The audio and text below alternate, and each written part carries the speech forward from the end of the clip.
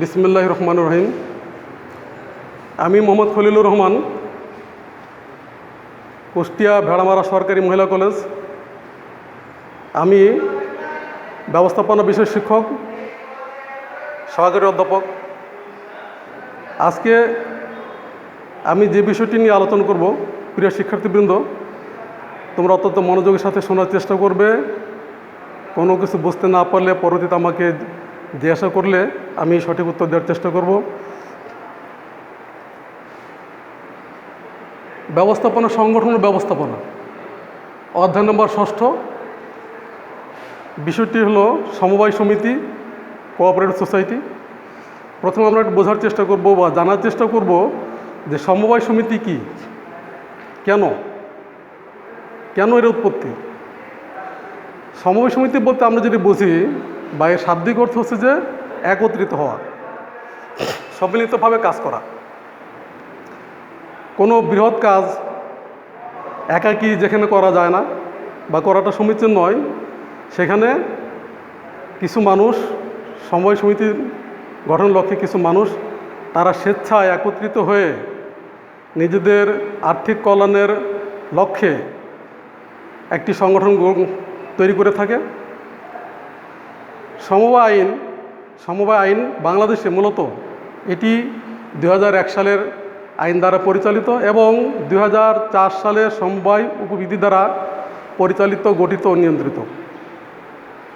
সমাজের শোষক শ্রেণীর হাত থেকে রক্ষা পাওয়ার জন্য সমাজের অপেক্ষাকৃত কম আয় সম্পন্ন, একই এলাকায় বসবাসকারী এবং সমমনা ও সমশ্রেণীভুক্ত কিছু লোক তাদের আর্থিক কল্যাণ নিশ্চিত করার জন্য, সামাজিক অবস্থার নিশ্চিত করার জন্য তারা মূলত একত্রিত হয়।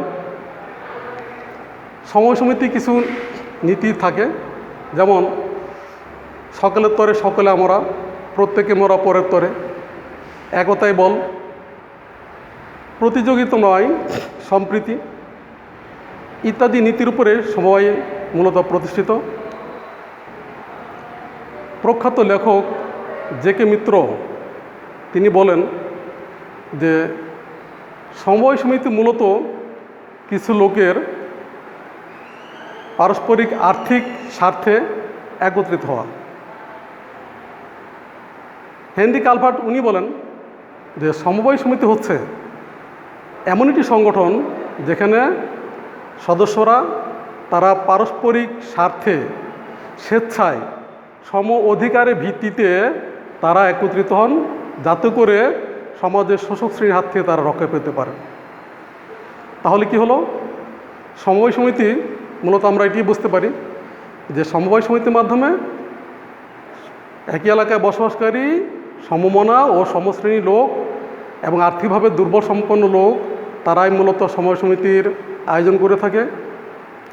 এই সমিতি গঠনের ফলে একটি নির্দিষ্ট শ্রেণীর, বিশেষত দরিদ্র শ্রেণী, তারা আর্থিক উপকৃত হয়, তাদের জীবনযাত্রার মান উন্নতি ঘটে। আমরা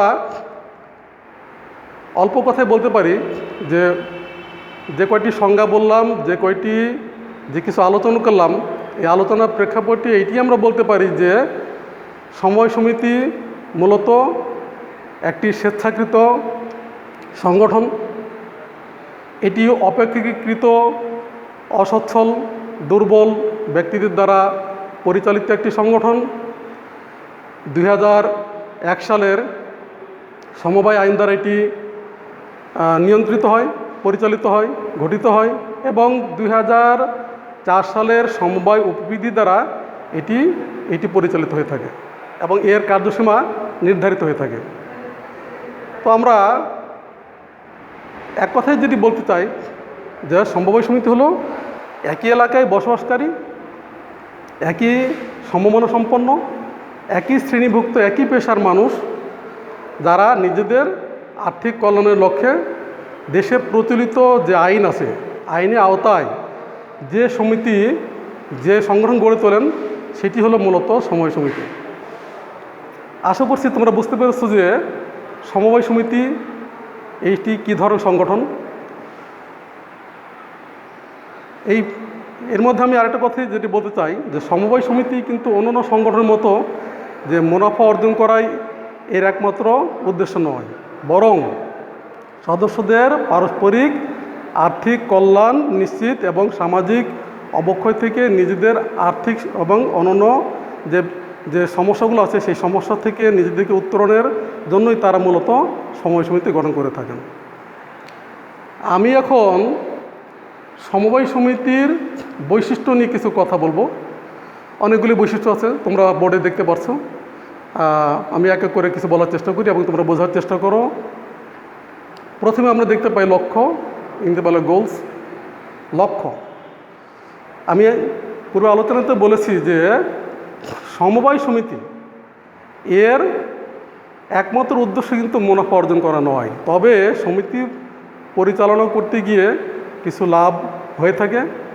সেই লাভটি মূলত সদস্যদের মুনাফা অর্জন ভিত্তিক আমরা বলবো না, এটি হলো সদস্যদের আর্থিক কল্যাণ নিশ্চিত করার জন্য।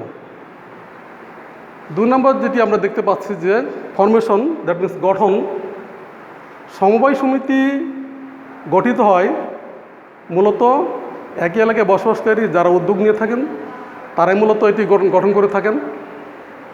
সমবায় সমিতি গঠন করতে গেলে এর কিছু নিয়মকানুন মেনে চলতে হয়। সমবায় সমিতি গঠনের সময় উদ্যোক্তাগণ যারা উদ্যোগ নিয়ে থাকেন তাদের মধ্যে থেকে যারা উদ্যোগী হয়ে থাকেন, এই সময় উদ্যোক্তাগণ সমবায় যে উপবিধি থাকে এই উপবিধি আলোকে তারা একটি উপবিধি তৈরি করবেন এবং এই উপবিধি আলোকে তারা যে নিবন্ধক থাকেন, যিনি নিবন্ধকের কাছে তারা যাবেন, তারা নির্দিষ্ট ফর্ম জোগাড় করবেন এবং সেই ফর্মে যে সমস্ত তথ্য চাইবেন সেই তথ্যগুলো তাদেরকে পূরণ করতে হয় এবং এই মর্মে নিবন্ধক যখন সন্তুষ্ট হন তখন সমিতির ক্রিয়াকলাপ বা কার্যকলাপ শুরু করা যেতে পারে। এরপর আমরা দেখতে পাচ্ছি সদস্য সংখ্যা। সমবায় সমিতিতে বলা হয়েছে যে যদি প্রাথমিক সমবায় সমিতি হয়ে থাকে তাহলে প্রাথমিক সমবায় সমিতির ক্ষেত্রে আমরা যেটা দেখতে পাই যে প্রাথমিক সমবায় সমিতির ক্ষেত্রে কমপক্ষে 20 জন সদস্য থাকতে হয়। আর এটি যদি প্রাথমিক সমবায় সমিতি না হয়ে যদি কেন্দ্রীয় সমবায় সমিতি বা জাতীয় সমবায় সমিতি হয়ে থাকে তাহলে কমপক্ষে 10 জন প্রাতিষ্ঠানিক সদস্য থাকতে হয়। সমবায় সমিতির প্রথমেই কি থাকতে হয় যে প্রাথমিক সমবায় সমিতির ক্ষেত্রে কমপক্ষে 20 জন, আর জাতীয় ও কেন্দ্রীয় সমবায় সমিতির ক্ষেত্রে কমপক্ষে 20 জন থাকতে হয়। আমরা দেখতে পাচ্ছি যে 4 নম্বর সদস্যদের প্রকৃতি, নেচার অফ মেম্বার্স। সদস্যের প্রকৃতি হলো একটি মানুষের ধরন। যেহেতু সমবায় সমিতি একটি ক্ষুদ্র সংগঠন, এখানে অসচ্ছল নিম্ন আয়ের লোকদের দ্বারা এটি গঠিত হয়, পরিচালিত হয়। অতএব এখানে উঁচু নিচু শ্রেণীভেদে যদি সমবায় সমিতি গঠন করা যায় তাহলে সেটি দীর্ঘস্থায়ী হয় না। সমবায় সমিতির সদস্যদের যে সমমনা, তাদের একই এলাকায় একই সমমনা ও একই শ্রেণীভুক্ত একই পেশার লোক হলে তাদের ভালো হয়, যাতে করে সমিতিটি স্মুথলিভাবে চলতে পারে। আমরা দেখতে পাচ্ছি যে নাম্বার 5 আছে উপবিধি প্রণয়ন করা। উপবিধি আমরা আগেই বলেছি যে সমবায় সমিতি সম আইন এবং সম উপবিধি দ্বারা পরিচালিত হয়। উপবিধি প্রণয়নকল্পে যারা উদ্যোক্তা থাকবেন তারা উপবিধি তৈরি করবেন। উপবিধি যদি তৈরি না করেন তাহলে নিবন্ধকের কাছে যে ফর্ম ছাপানোর যে ফর্ম পাওয়া যায়, মুদ্রিত যে ফর্ম পাওয়া যায় সেই ফর্ম তারা জোগাড় করবেন এবং তার আলোকে তারা বিধি ব্যবস্থা গ্রহণ করবেন। উপবিধির 2টি কপি নিবন্ধকের কাছে দিতে হয় এবং সেই উপবিধিতে যারা প্রাথমিক সদস্য থাকবেন বা পরিচালক মণ্ডলী থাকবেন তাদের আবার সই স্বাক্ষর থাকতে হয়। আমরা 6 নম্বরে খেয়াল করতে পারছি যে ব্যবস্থাপনা কমিটি। ব্যবস্থাপনা কমিটি, সমবায় সমিতির পরিচালনাকল্পে ব্যবস্থাপনা কমিটি অত্যন্ত গুরুত্বপূর্ণ ভূমিকা পালন করে। প্রতিষ্ঠানের সার্বিক দিক পরিচালনায় ব্যবস্থাপনা কমিটির কোনো জুড়ি নেই। এই ব্যবস্থাপনা কমিটি কারা তৈরি করবেন?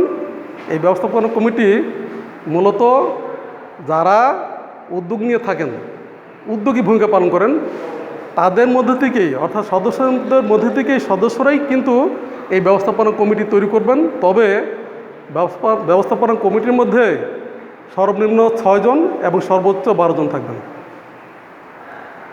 ব্যবস্থাপনা কমিটিতে 6 জন, নিম্ন কতজন? 6 জন, উপরে 12 জন।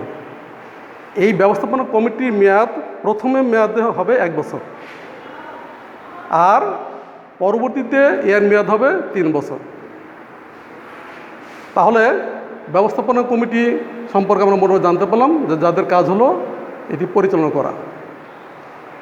নাম্বার 7, দ্যাট মিনস 7 নম্বর, শেয়ার ক্রয়ের সীমা, limitation of purchase of shares. সমবায় সমিতি, আমরা আগেই বলেছি, সমবায় সমিতি একটি সাম্যের সংগঠন, সহযোগিতা সংগঠন। এখানে একই ব্যক্তি যাতে অধিক সংখ্যক শেয়ার ক্রয় করে সমিতিতে খুব বেশি আস্থাভাজন হওয়া বা সমিতিতে মাতব্বরী ভূমিকা পালন করা যাতে করতে না পারেন, সেজন্য একই ব্যক্তি বেশি সংখ্যক শেয়ার ক্রয় করতে পারবেন না। তবে সমিতি বলা আছে যে কমপক্ষে সর্বোচ্চ 20% বা 5 ভাগের 1 ভাগ, এর চেয়ে বেশি শেয়ার কোনো অবস্থাতেই কোনো সদস্যই তারা ক্রয় করতে পারবেন না, যাতে করে তারা সমিতিতে বেশি প্রভাব সৃষ্টি করতে না পারেন। এবার আমরা দেখতে পাচ্ছি যে সদস্যদের দায়, লায়াবিলিটিস অফ মেম্বার্স। সদস্যদের দায়টি কেমন? সদস্যদের দায়, সমবায় সমিতির সদস্যদের দায় রয়েছে। তবে এটি যদি এই সমিতির সদস্যদের দায় থাকবে কতটুকু? তাদের কৃত যে শেয়ার, সেই শেয়ারের মূল্য দ্বারা নির্ধারিত থাকবে, তার চেয়ে বেশি তাদেরকে দায়ী করা যাবে না। তবে এটি হলো কি সীমিত দায় সম্পন্ন সমিতির ক্ষেত্রে। আর এটি যদি তার বিপরীত হয়, অর্থাৎ সীমিত দায় সম্পন্ন না হয়, যদি অসীম দায় সম্পন্ন সমিতি হয়, তাহলে সেটি কিন্তু ভিন্ন। এবারে আমরা 9 নম্বর দেখতে পাচ্ছি যে শেয়ার হস্তান্তর। শেয়ার হস্তান্তর আমরা স্বাভাবিকভাবে বলতে পারি যে সমবায় সমিতিতে সাধারণত শেয়ার হস্তান্তর করা যায় না। তবে সীমিত দায়সম্পন্ন সমিতির ক্ষেত্রে যদি পরিচালক মণ্ডলীর আগে থেকেই অনুমতি নিয়ে সদস্যরা এই কাজ শেয়ার হস্তান্তর করতে পারেন। আমরা 10 নম্বরে যাই, মূলধন সংগ্রহ করা। মূলধন হচ্ছে যে কোনো ব্যবসা বাণিজ্যের, যে কোনো ব্যবসা সংগঠনের মূলধন হচ্ছে প্রাণ।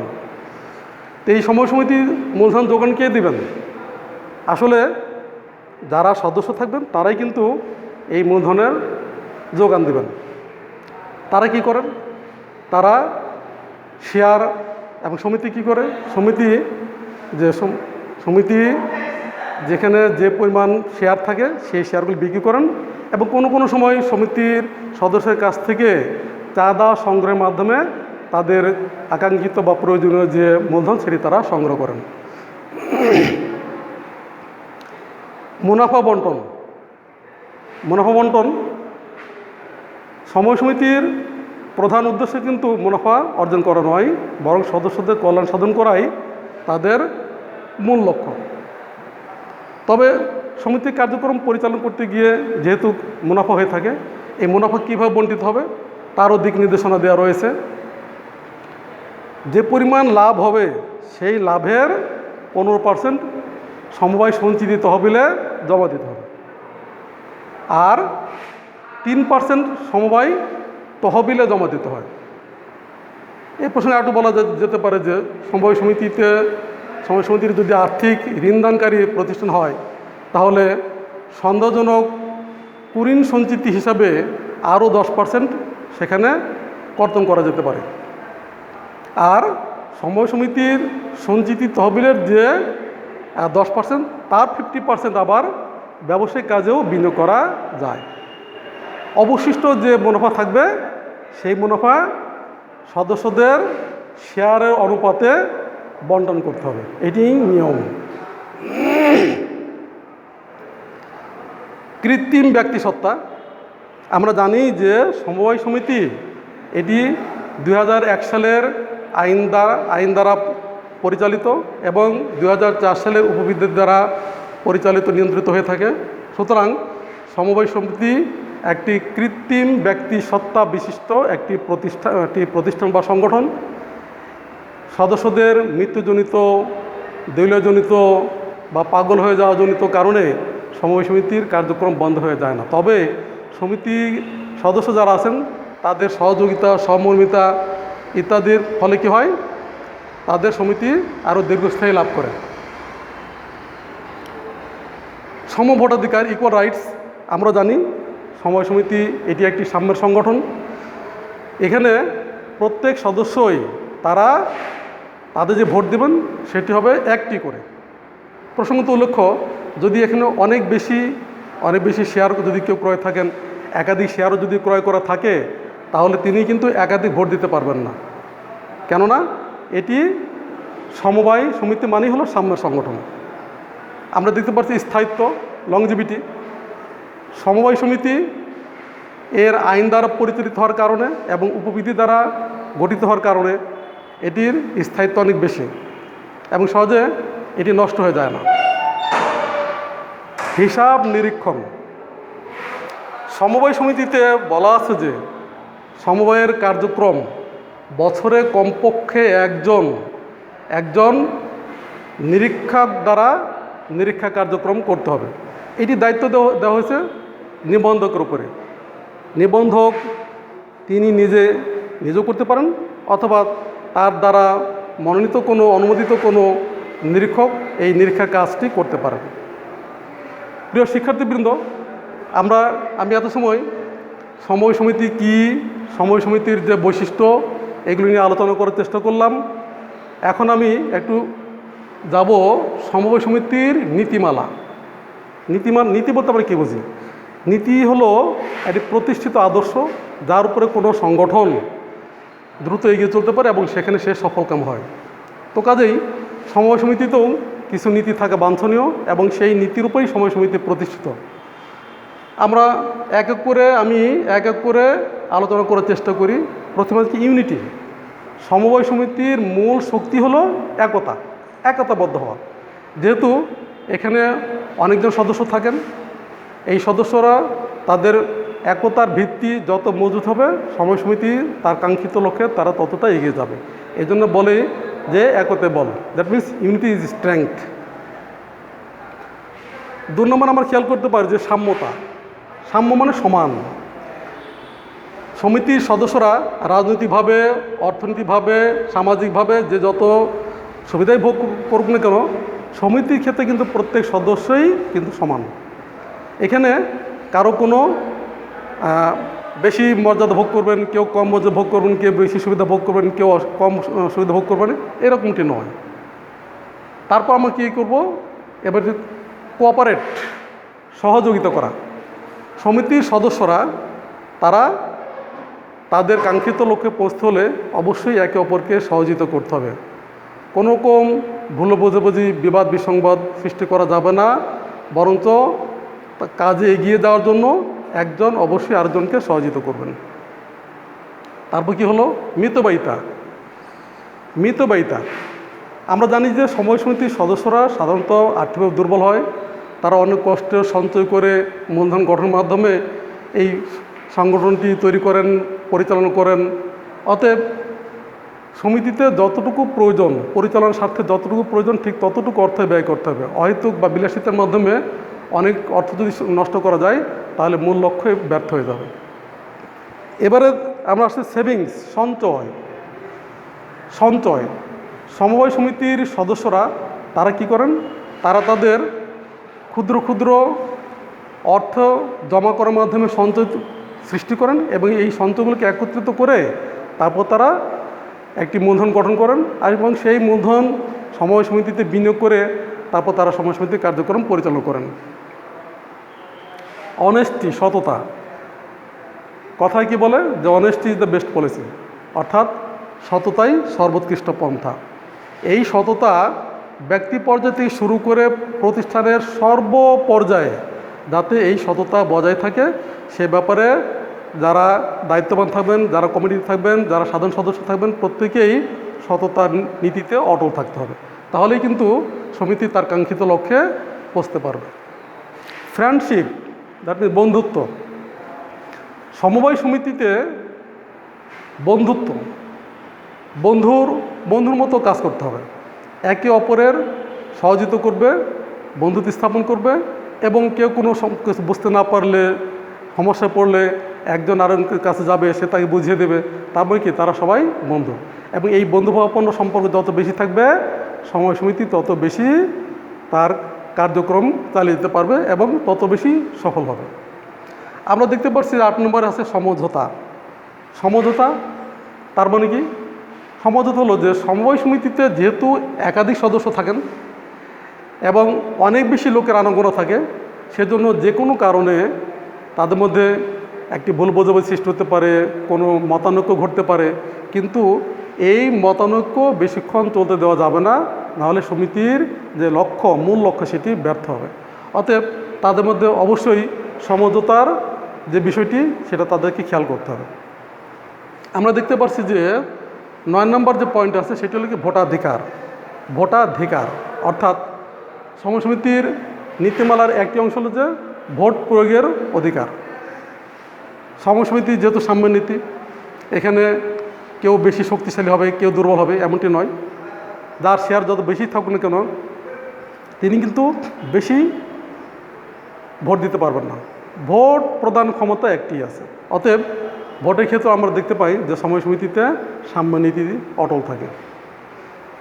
আমরা দেখতে পাচ্ছি কি সেবা, সার্ভিস। সমবায় সমিতি যেহেতু এটি হলো সদস্যদের আর্থিক কল্যাণ নিশ্চিত করা, অতএব প্রত্যেক সদস্যই যাতে সেবা পেতে পারে এই জন্য প্রত্যেক সদস্যকেই কিন্তু অপরকে সেবা দেওয়ার মানসিকতা থাকতে হবে। গণতন্ত্র, ডেমোক্রেসি। গণতন্ত্র, সমবায় সমিতি গণতন্ত্রের নীতিতে বিশ্বাসী।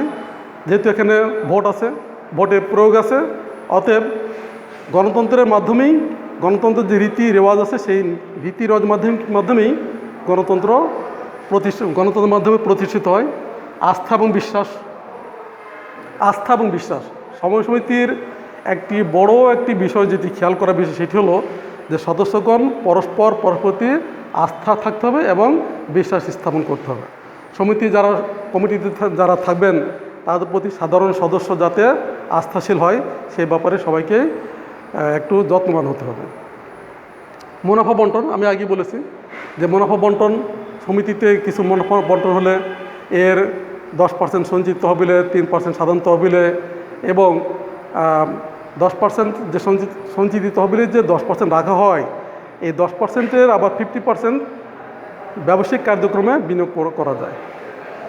স্বাধীনতা, এটি একটি গুরুত্বপূর্ণ একটি বিষয় যে সমবায় সমিতিতে যারা সদস্য থাকবেন তাদের প্রত্যেকে স্বাধীনতা থাকতে হবে এবং তারা স্বাধীনভাবে ঢুকবে, স্বাধীনভাবে বের হবে, স্বাধীনভাবে তো ইস্তফা দিবে, এই ব্যাপারে কোনো রকম কার্পণ করা চলবে না। এবং সর্বশেষ যে পয়েন্ট আমরা দেখতে পাচ্ছি সেটি হলো যে নৈকট্য, তারপর ইংলিশে আমরা বলবো যে প্রক্সিমিটি। সমবায় সমিতির যারা সদস্য থাকবেন তাদের মধ্যে নিকটতার যে বিষয়টি, তার মানে তারা একে অপর থেকে বহু দূরে চলে যাবেন না। তারা কি করবেন, তারা নিকট অবস্থান করবেন, তার মানে মনের দিক থেকে তারা নিকট অবস্থান করবেন এবং এই নিকটে অবস্থান করার মধ্যে দিয়েই কী হবে, সমবায় সমিতিতে তাদের যে মূল যে লক্ষ্য সেই মূল লক্ষ্য বাস্তবায়ন হবে। প্রিয় শিক্ষার্থীবৃন্দ, আমি এত সময় সমবায় সমিতি কী, এর উৎপত্তি, কেন প্রয়োজন, তারপরে সমবায় সমিতির বৈশিষ্ট্য এবং সমবায় সমিতি নীতিমালা সম্পর্কে মোটামুটি বোঝানোর চেষ্টা করলাম। যদি কোনো সমস্যা হয় তাহলে পরবর্তীতে আমাকে জিজ্ঞাসা করার চেষ্টা করবে, আমি তো আবার বোঝানোর চেষ্টা করব। তো আশা করি তোমরা বুঝতে পেরেছো যে আজকের যে টপিকটি ছিল সেটি মূলত সমবায় সমিতি অধ্যায় থেকে নেওয়া। এবং আজকে আমি আমার যে বক্তব্য এটি এখানে শেষ করতে চাচ্ছি। তোমরা সবাই ভালো থাকো। আল্লাহ হাফেজ।